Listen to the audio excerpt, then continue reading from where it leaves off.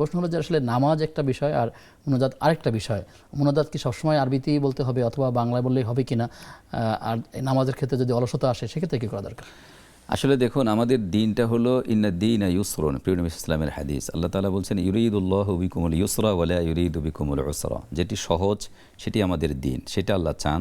যেটি কঠিন জটিল সেটি আল্লাহ চান না।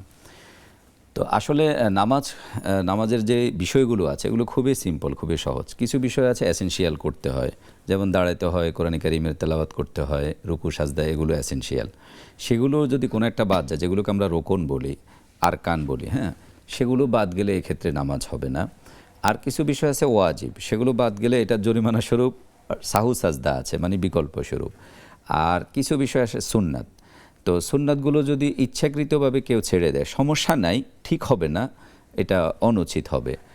আর অনিচ্ছাকৃত ছাড়লেও কোনো গুনাহ হবে না। তো মুনাজাত হলো নামাজের সম্পূর্ণ একটা বাইরের বিষয়।